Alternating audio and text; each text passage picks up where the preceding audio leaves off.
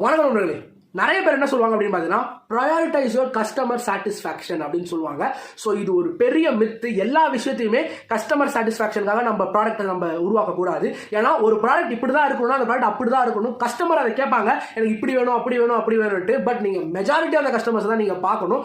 ஒரு கஸ்டமர்ஸ் கேட்குறாங்க அப்படின்னு நீங்கள் உங்கள் ப்ராடக்ட்டை மாற்றுறீங்க அப்படின்னா மீதி இருக்கிற எல்லா கஸ்டமருக்கும் அது பாதிப்பை ஏற்படுத்தும். So prioritise your customer satisfaction தேவை தான். அது எல்லா விஷயத்தையும் நம்ம பண்ணக்கூடாது. ஒரு ப்ராடக்ட்டோட ஒரிஜினாலிட்டியை மாற்றாமல் நம்ம சேல் பண்ணும்போது தான் அந்த ப்ராடக்ட் எவ்வளோ பேரால வாங்கப்படுது ஃபர்ஸ்ட் நம்ம பார்க்கணும். அவ்வளோ பேர்ல எவ்வளோ பேர் இதை மாற்ற சொல்றாங்க, எவ்வளோ பேர் சாட்டிஸ்ஃபை ஆகுதுன்னு நம்ம செக் பண்ணணும். 100 பேர்ல 5 பேர் சாட்டிஸ்ஃபை ஆகல, 5 பேர் மாற்ற சொல்றாங்க அப்படிங்கிறதுக்காக அந்த 5 பேர் 95 பேரை நம்ம பாதிப்பு உள்ளாக்கணும்னா கூடவே கூடாது. ஸோ இதனால தான் சொல்றேன், ப்ரையாரிட்டைசிங் கஸ்டமர் சாட்டிஸ்ஃபேக்ஷன் மித்து தான். பட் அது உண்மையும் கூட.